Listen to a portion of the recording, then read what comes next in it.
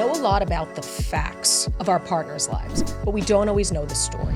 Starting a life with over $300,000 in combined student debt, Doug and Heather Bonaparth turned their own financial challenges into a blueprint for helping couples build wealth as a team. Heather and Doug Bonaparth, thank you so much for being here today. Thanks so much for having us. I'm excited to talk about all things love and wealth. So why don't we start off by you telling me a little bit about yourselves?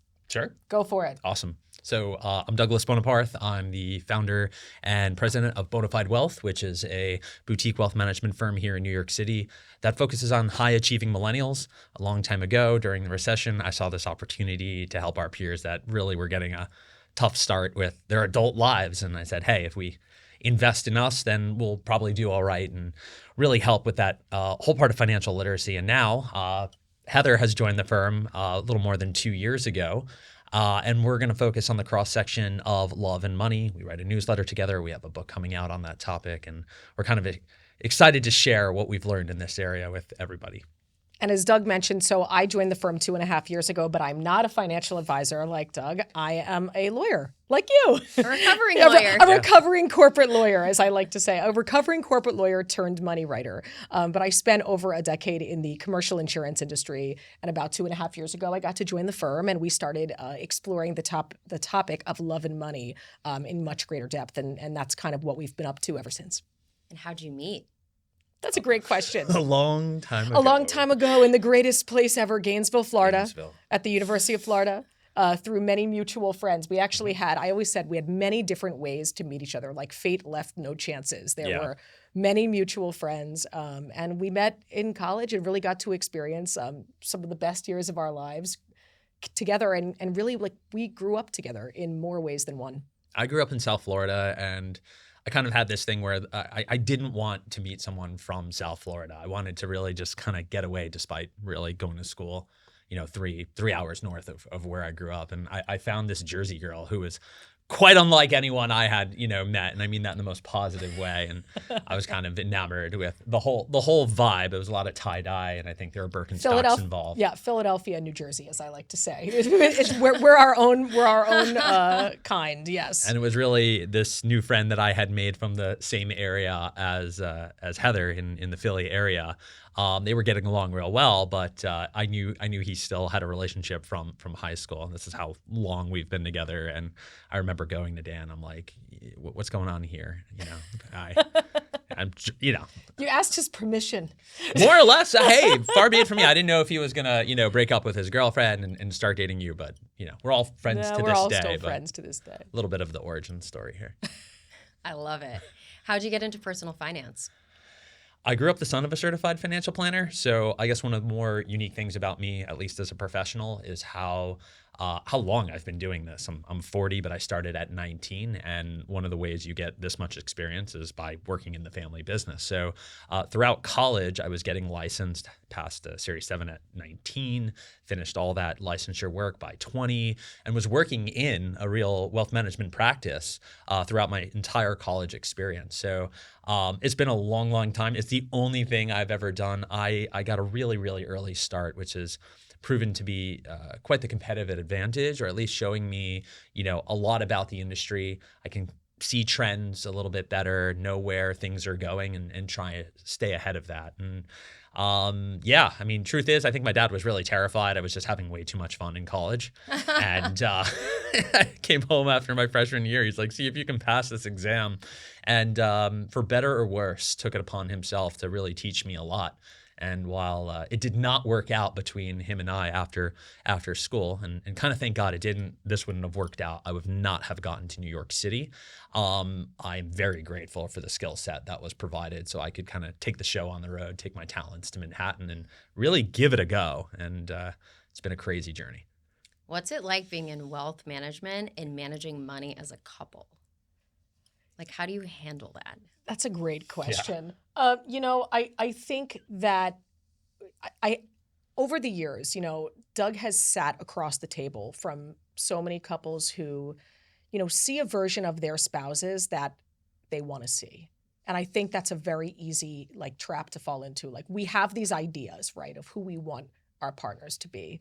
versus the reality of the situation in front of you. And so I think I hate to say that there's been, cautionary tales along the way, but there's plenty of cautionary tales that we've witnessed and we've taken as examples to try and either do or not do, really, not just cautionary tales, but also aspirational examples in Doug's practice that we've tried to implement in our own lives too. And I think something that's interesting and something that led us to working on our book is that I don't know very many now. I almost called you an almost 40-year-old, but you are an actual well 40-year-old. Into it now. Thank you. I don't know many who have spoken to as many couples our age about money as Douglas, and now me as well, now that I've spent 2 years interviewing couples about love and money. But it gives you this really unique perspective on your own life, again, for better or worse. Mm-hmm. So I think a lot of it, talk about like life lessons from work that we can implement in our own lives. We have. We're learning too. I'm a student of the people that we serve, of the clients that we serve, and of the people we interviewed for our book. So I think it's circular in many ways. Well, I think you get a lot of shared experiences here. And one of the things I sought to do in establishing the firm was create a relatable way for people to get the financial advice they need to make great decisions with their money. And it's very difficult when the person you're getting advice from is 30 years your senior, right? They're going to try and relate to you, and I get that. And maybe they can over sports or something you have in common, but they are not going to be able to relate to you in terms of what it's like to deal with student loan debt in a dual income household, trying to pay expensive rent while having a kid and buy a house. I'm not saying they had it any better or worse. Everyone has their challenges, but this is what's particular to this generation and the challenges they have. And when you're receiving advice, you want maybe to know it's coming from someone who's going through that too and has that relatability. It creates a deeper connection. It makes your advice be taken more seriously. And these are definitely things you want when you're offering that service to individuals and trying to help them achieve their financial goals. What tips would you have for couples who are just entering into marriage when it comes to talking about finances? Want to take a crack at that? Don't wait. Yeah. Don't wait until after you get married. These conversations are so incredibly important, not only to set expectations and to really set yourself up for early success, but also because so much about money is not really about money. This isn't just about the way you set up your bank accounts, right? There are... It's so far from it. That's the number one thing that's asked. How should we arrange our finances? And that's just the tip of the iceberg in terms of really communicating around money together. Well, and so much of it is really about your values, right? And the way that you choose to kind of live your financial life is just a manifestation of your values. So for you to wait to have those important conversations until after you've already done this very important thing, getting married, it doesn't make any sense. So that's something that we really like. We would beat that drum all day long. Practically speaking, how do you get started with that conversation? So rather than throw numbers at people, and I think it's extremely important that two individuals show what they have, right? Hey, this is where I am with debt. This is where I am with assets. This is how much I make. Transparency. Above transparency is absolutely massive here. But sometimes people get a little squeamish when it comes to showing those types of things and having the conversations around the things that you want to share in life together, right? You're about to get married and share a life together. Try and find the things that you're both going to be bought in for. What are those goals? If you're not talking about, not that you need to have kids tomorrow or buy a house tomorrow, but don't you think you should know the direction you both are heading in? And then say, all right, well, we kind of know what we want together. Can we take a look at some of the numbers and the things that are going to get us there? Start to take a look at people's spending behaviors and habits and how to make all of that work. It makes going into the quantitative side of this, because it's always quantitative versus qualitative. Start with the qualitative stuff. People like stories. People like to know information about how you grew up. People like to know what your ambitions are, the vacations you want to go on. I promise you, Heather and I rather talk about the trip, our goal for a trip we want to take together in the next 5 years than go over a net worth table. Both are important, but I know I'm going to have an easier time starting the conversation with the thing that we both want together rather than the thing we have to do. Someone we interviewed for our book had said, we know a lot about the facts of people's lives, of our partners' lives, but we don't always know the story. So I think when we're also looking for a place to start, yes, transparency with your finances and debts and assets and everything is super important, but we talk about our origin stories, about where we're from, about what it was like. Like we ask people all the time, like, what was your first money memory? Yeah. And how did it make you feel? Because I think some things start to make sense about your partner when you start to see and understand how their early experiences with money shape the way they treat money as an adult or the way that they feel. Does money make you feel unsafe? Or does it make you feel like you never have enough? A lot of those things stem from stories and experiences and the way that we were taught when we were younger. And I think those are really important conversations to have as you're getting more serious in a relationship, and especially before you get married. What would you say to a couple if they're on opposite ends of the spectrum when it comes to managing money? Like one's a spender, one's a saver. How can they meet in the middle? So I'm going to introduce this thing that Heather and I really, really believe wholeheartedly, comes up in the book, of course, is that this is a team game, right? As soon as people can recognize the fact that you're on the same team, that you likely have shared goals and shared desires when it comes to your financial future and the things you want to do.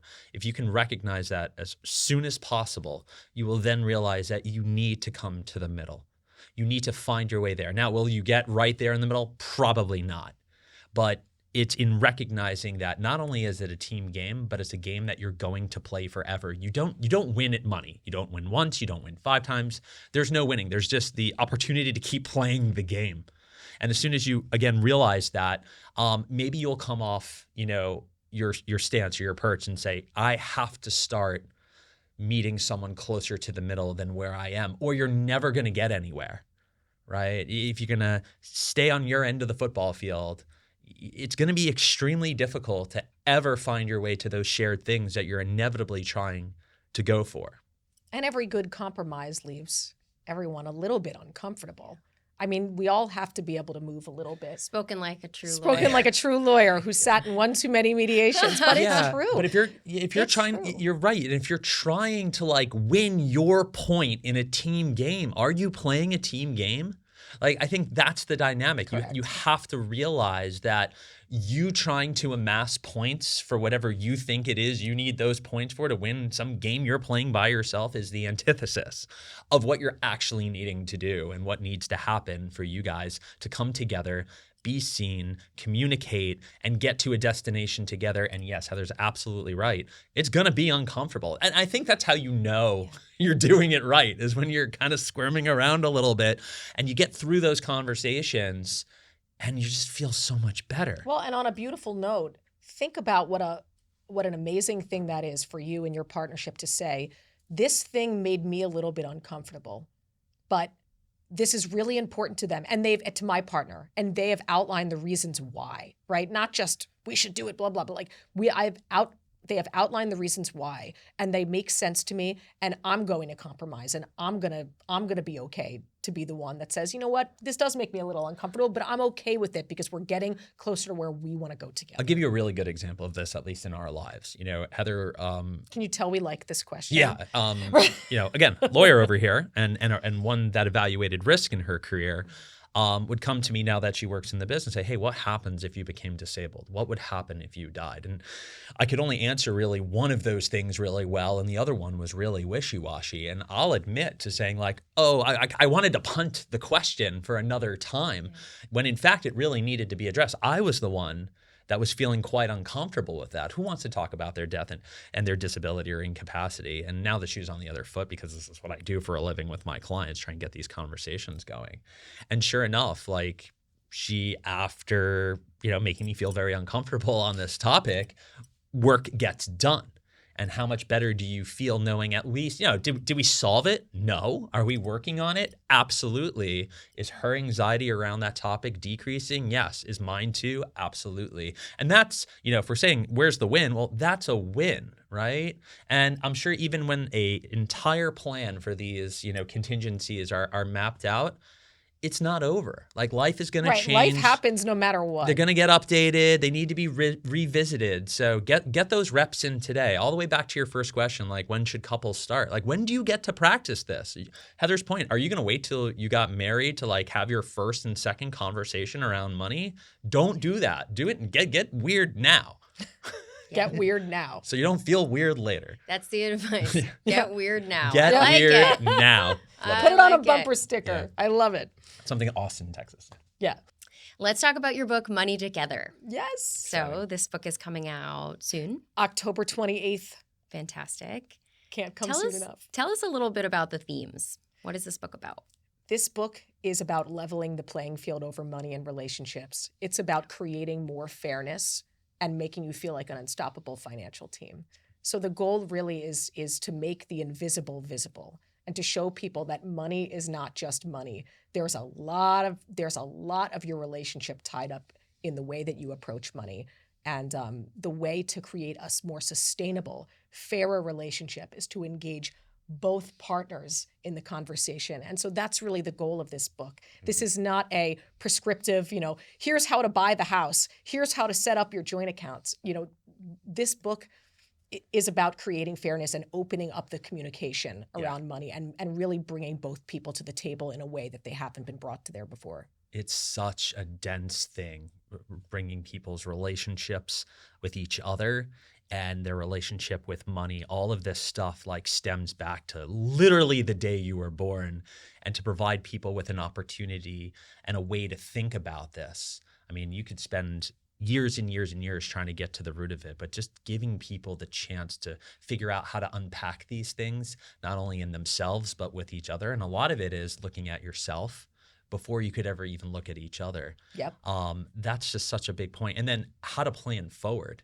So we want to take you to your past. We want to help you analyze your presence today, and then help you chart that course for actually getting there. And I'm just excited that people are going to have some real tools to actually have these types of communications and create better relationships. Again, it's a game you're going to play forever. Let's show you how to play it well. And I got a little preview of chapter 5, which I loved because it started out with Succession, my favorite show. The best show. The best show. The best show. I miss it. It's not fair. I know. And one of the things that I thought was really interesting about this chapter was it was dealing with the theme that you were just saying, is how you grew up can really inform how you view money. 100%. And I think you had a character named Jan in this chapter who grew up with money. And there was a point where this person was quoted saying, I never thought that I would be unsafe. Like I always felt really secure with money. And so few people feel that way. Yeah.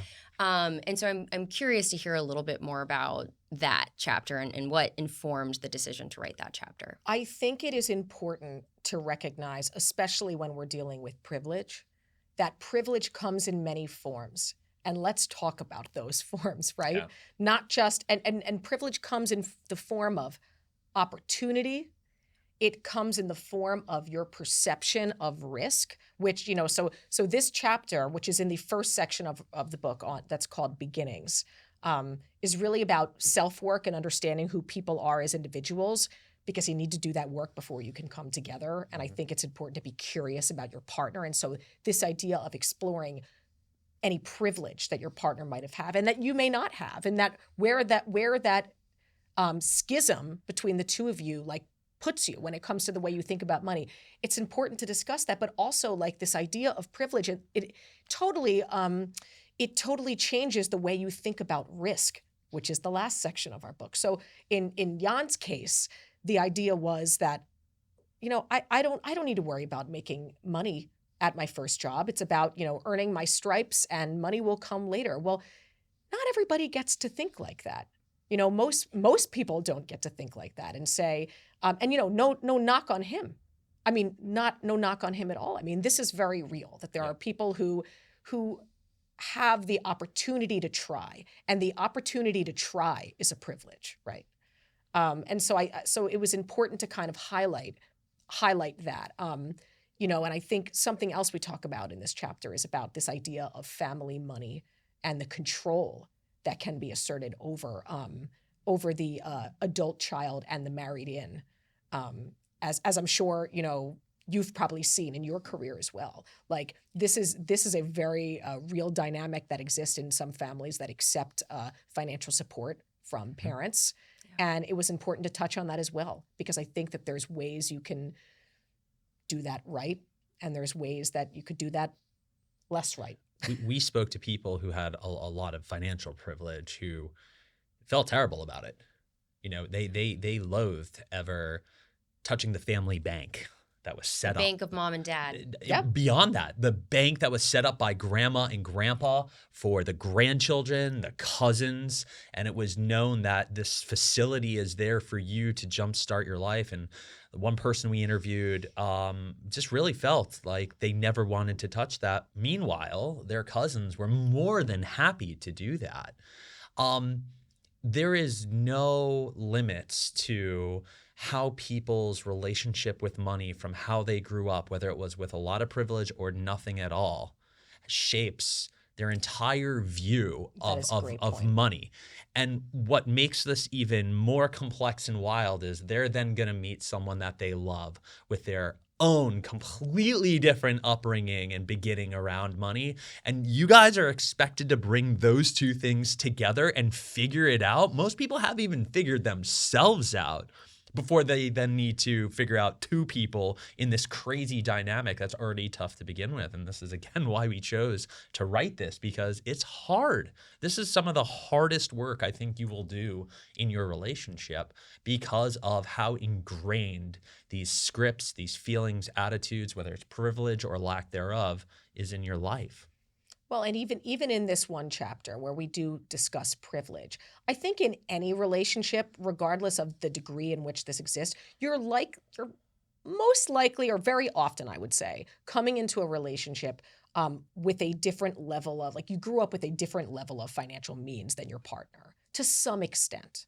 And so I think that there's tools and lessons there to just understanding, because like Douglas said, I mean, it's not a race to the bottom of who had it worse. And that's a point that we make often in the first section of this book, because someone may have grown up with privilege. It doesn't discount the fact that they had to overcome challenges, maybe a different type of challenge or adversity in their life. So I think it's important to kind of be empathetic to anyone's past and how that informs their relationship with money as an adult. Because if you really want to understand your partner, you love them, don't discount it. Be open to, discussing how it got them there.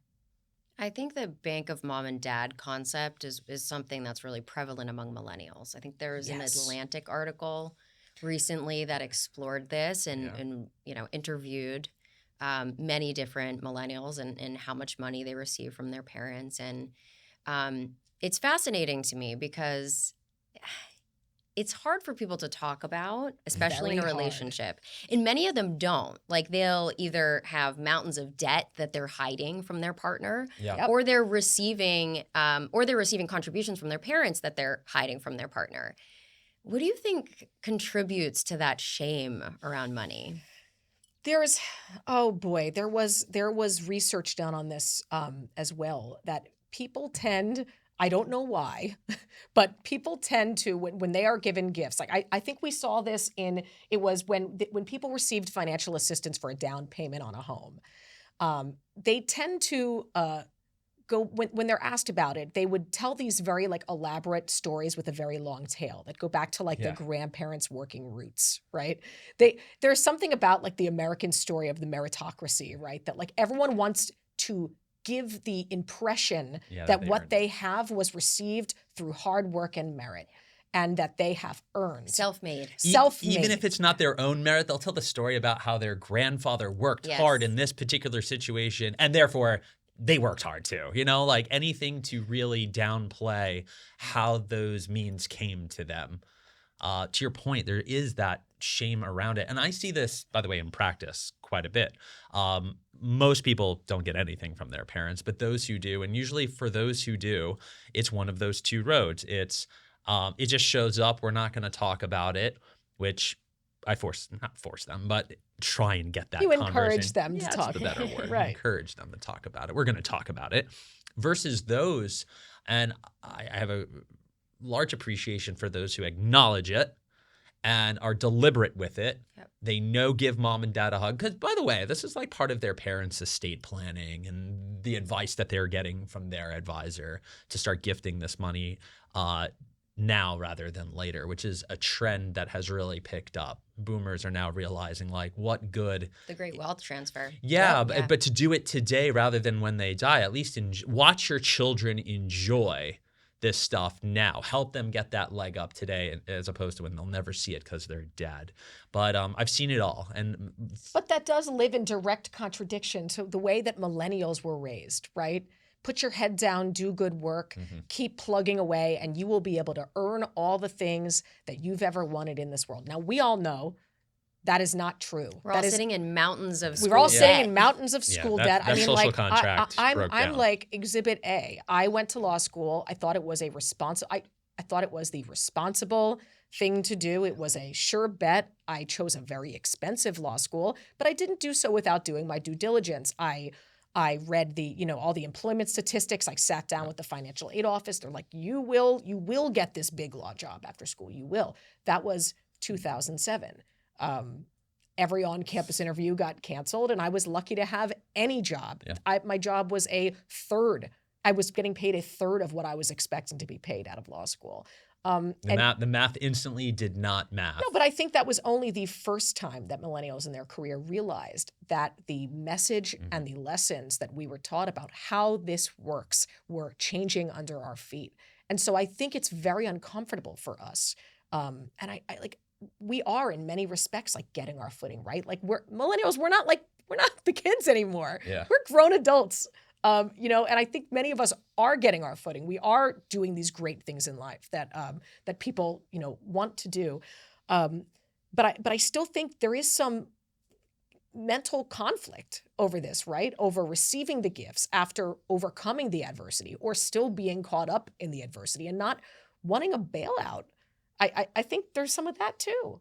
I think a lot of it also has to do with not knowing what to apply that towards, right? When you're unmoored and you don't have organization and you don't have your goal set and someone's just handing you something, that's going to feel very different than someone handing you something, say, I know exactly where the first and last dollar of this gift is going to go in helping us further our goals and our dreams. That's when it becomes very rewarding. So unfortunately, most people are not that organized when it comes to their money. We're here writing a book about how two people together in a household can become organized with their money. And I think that might be really the linchpin of why there's so much shame around it, because you don't know what to apply that towards. And therefore, you're just feeling all kinds of guilt and shame around receiving it. How has the dynamic around money changed for you as a couple over the course of your marriage? Oh, boy. Here we go. I think in the very beginning, we were extremely aligned. We had nothing. We had student loan debt. We had negative money. Negative. When we first started cohabitating, I had my $200,000+ in student loan debt. Yeah. Doug said, "Why not get an MBA while we're here in the another most expensive city throw in the another world?" like $120,000 on top of that. Still. But at the time, what's in such a beautiful way, we were so aligned and we were so like in this together. I mean, like I used to pack us like sandwiches, like our little cold cuts, like our cheap dinners. Cold cuts. And like I'd buy the cheapest meat at the grocery store and like we'd eat it for 3 days. Like, I mean, it was just like, we did what we had to do. We did what we had to do to try and live the life we wanted to live by staying in this city. And we did. Like, it was a true team effort, but our dynamics changed dramatically multiple times over the years, which is something we talk about. Like, I was essentially the breadwinner. I had gotten that first job out of school and quickly parlayed it into a larger firm job with an international law firm, and I was the breadwinner for a period of time. And at the same time, Doug was really trying to get his footing in the industry, starting to get clients. He could afford to take some risks because we had the stability of my career and my salary and eventually health benefits once we got married and things like that. But that changed. That changed again. That changed when we had our daughters in my early to mid 30s. What happened to me is what happened to lots of women. I mean, I had been in the industry for, I guess, I don't know, eight years or ish at the time. And I call it the Bermuda Triangle of my career, my 30s, because I felt just completely lost. I felt tolerated, not supported in my workplaces. And I just couldn't reconcile that me, the woman, this ambitious woman who was always told to keep climbing, that only knew one way and the only way was up, was just facing so many obstacles at work and emotionally and financially and all these things. And, right around that time, Doug's firm really started taking off. And the tables turned dramatically and quickly. Yeah. And, we went from me being the breadwinner to him making at one point 3 to 4 times my salary. And that was right around the time that COVID hit. Yeah. So it got paired with a pretty crazy event in the world and in our lives. And so it became very clear to us. And this is also a huge part of the book that I think is really important. When we talk about money, we're not just talking about money, we're talking about care and what it means to contribute to a household. And so this was a very critical touch point for us, because in this moment, you begin to tell yourself, I think a lot of women and a lot of mothers in the workforce and mothers who work in the home start to begin to tell themselves these messages about what we deserve and what we don't, about whose time matters more and whose time doesn't. And I was the first to say that it wasn't him, it was me, where I said, well, you make 4 times more than me. And now that we've got a 1 and 4-year-old that are stuck at home, even though I've got my corporate job, I'm going to just coast at work. I'm going to kind of half do my job. I'm going to take care. I'm going to take the lion's share of the labor with the children. And you've just got to fly. We're all at home and whatever. Yeah. But, 2 years into that, I had no idea who I even was. I had completely lost myself. And I think worst of all, and this is kind of one of the things that got us into this idea of writing this book, I had completely checked out of our finances. Yeah, that's right. I wanted to bring it. Completely checked out. Because, and I think a lot of women feel this way, it felt like our finances were the only one thing I didn't have to deal with. Everything else was on me. Not only the household labor, but also the decision fatigue of COVID and having small children during COVID. There were a lot of micro decisions that had to be made every day, and my job and. But finances were the only thing that I just knew he had that. Yeah. That was fine. Very, very easy, as long as, hey, how are we doing? Yeah, business is the best it's ever been. Well, it was good the year before. It's even better now. People fall into that trap where they say things are good enough right now, so we don't have to talk about it. And it's a trap. So I think we realized there was a moment where it was it's a great way. It's a great way to find yourself lost in your relationship, especially if you had the start that we did where things were close and we knew where we stood because they were simple and we had nothing, to a point where now you have all of this and you're growing. But I lose my partner that I had here as a check and balance.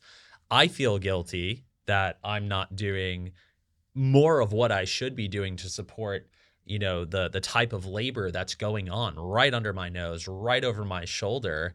And I'm enjoying the fact that the tables have completely flipped, right? And it puts you in a bind and it puts you in a very uncomfortable spot. And thank God we found the time and space to say, all right, Heather was brave to say, this isn't working. We need to talk about this. I acknowledged that all the way. I felt terrible about it once it's being put in front of you. And you got to come up with a new plan and a new course of action to get back on track here. Little did Heather know, I would love and was hoping to get my partner to plug into our P&L, how our household finances work. I mean, Heather's been single-handedly responsible for helping me make the best decisions in my life. She's been her jobs included, being an amazing mom, being an amazing attorney, but she helped me build the firm. And she'll tell you, I tell everyone this, I could not have done it without her. But that becomes lip service after a little while when you're not getting really the credit for it. And her third job during all of this is still helping me make those best decisions, helping me understand a client situation, how to grow the business and all of these things. And now we're dealing with a 3 jobs to 1, incredibly unfair. And when you get to those points, some serious damage can be done. Some relationships might not even make it out of that if you're not careful. Right. Well, that's what I was going to say is so many women, thank you for sharing that story, because so many women end up in that position. Yes. Where they come from these super successful careers. They then are taking care of their kids, right? Which is more like everybody who has kids will know that's more work than any job, right? Literally. Yeah. And they're really not feeling respected, right? Correct. And the communication about money is completely dissipated. And at that point, I think you have to sit down and be willing to have this conversation. You have And it to. sounds like you guys did. And so much of it involves a reframe too. Yeah. I think that we all need to think about caregivers as providers. yeah, Caregiving is providing. yeah. There is more than one way to provide for your household than Yeah. to earn money. And that and I think that I that is an agree. important reframe whether you're earning a salary or not. So for women who have downshifted their careers, for women who have taken a pause or have left the workforce, or women who are still, working full time and trying to juggle all these different things. I think both partners need to see caregiving as providing because Absolutely. it levels the playing field in the way that you approach the division of labor in your home, and it levels the way that you approach financial agency and who's involved in making decisions and how we value those decisions. I think a lot of dads I know, a lot of my friends and just guys in general, might not have a really good idea or clue as to how much all the little micro tasks. I mean, I was just thinking today, like the kids need $30 on their, e-card The for the e-wallet for the book fair. Signing them up for the third activity they need to do. Oh my God. And yeah. Heather will help. Camp. Camp. To camp. It's a full-time job if signing you up don't for log camp. in at 9:01, your kid's not going to camp. I know. Yeah, they dance and the signups and online. You've written about this and time again. And Heather will tell you, I'm not patting myself on it. I know I'm a great dad. He's a I'm great a dad. full contact, fully involved parent. Yes. And even having said that, when I really, really start to think about all the things that need to get done on a daily or weekly basis, we're doomed if this was left up to me. Like if we lost you, like no wonder you've instructed friends to help dress these kids. That's not a fault if we didn't have you. There's a joke in there somewhere I'm failing to deliver. But that was part of oh my God, that's a story for a different day. That this part of this idea about having like a death note if something happened to you. Yeah. But it's very It's true, it's very real. very I serious. believe in It's this. in the book. It's very serious. But I all kidding aside, I've delegated the job of buying clothes for our daughters to a close friend. I said, You don't trust his style? This man has great style. I appreciate that. I wouldn't know where to begin. Maybe for myself, and that's selfish. But this to drive this point home, like and look, there's amazing dads and males out there and guys out there who do recognize this. But I think if you pause and take a moment, I know in our relationship, it kind of. You'll see in the book, we talk about Doug laughing at a meme on his phone while literally stepping over laundry that was clean. And all I needed to do was bring that basket upstairs. She would have been grateful for that basket to just make it upstairs, not even put it away. Just do that. And I think when you start to ignore these little things and you start to have that go into the back of your mind and fade away, that's when things get really unfair. That's when things can get really hurtful. That's when resentment, which is really kind of the devil here, starts to show up, and you start digging a hole that's going to be incredibly hard to dig your way out of. So Heather's absolutely right. That reframe of contribution, and providing being such an essential part. We have to do away with I make the money. Yes. So I'm going to go read the newspaper outside and go drink with the boys or something like that. And it's imperative to attribute value, real monetary value to those household tasks or that caregiving. And I see it destroy marriages all the time. I mean, people don't know what they're getting into. It's Then they have corrosive. kids. It's corrosive. One person takes over the bulk of those chores, and it becomes very, very difficult to have conversations about it being our money instead of his money. yes. And it doesn't matter if, you're an attorney as well as a mom, as well as my co-founder, or if you're just being mom. It does not matter. Work is work, an hour of energy. We come back full circle to this idea of being a team. Yes. If you're keeping score, I make the money, you're playing the wrong game. game. Yes. Like, you need to stop right then and there. You're on the wrong track. And I can tell you where that's going to go. I know what your destination is, and it sucks. I have to talk about prenups. Yeah. Of course. Why? Do you do something with prenups? How do you, I know a thing or two. How do you feel about prenups? I feel great about prenups. I feel great about prenups. Should everyone have one? I never like to say everyone should have one. I don't think just like there is no one size fits all for everyone. But I think that I am encouraged that prenups have lost a lot of the stigma that they've had over the years. That they've lost a lot of like limiting stigma where people believe, oh, it's only for these very Prenups can be for any reason and any purpose, including just your general comfort level. And I think the reason that I love the idea and that I bring up prenups a couple times in the book is that it's really about managing expectations, right? And discussing those expectations up front. Yeah, before you can't really discuss them. Well, right, but there is nothing wrong with setting expectations going into a marriage. There is nothing wrong with that. In fact, the more expectations you set, the less there is to discuss. And I think a prenup allows couples to talk through those scenarios that we just discussed. Absolutely. It's a vehicle to have those conversations without question. I think you have to pair a few things with it for it to become, I think, the really helpful tool that it is. I mean, this is a tool to have in your financial tool belt, but you just, look, most people can pick up a screwdriver and figure out how to use it. Think of this as a more advanced tool. Like, not everyone's going to pick up a bandsaw or a jigsaw and get to work with it. Like, you probably want to have some things, a little training beforehand. And we already talked about what that training is. You asked, when should people talk about money? Can you imagine your first conversation around money with your partner being the prenup? Versus, hey, we've actually had a bunch of conversations around transparency, what we have, what we owe. I now know why you want to use this tool, this prenup. That makes sense here. You're trying to protect these interests. I'm trying to set these expectations.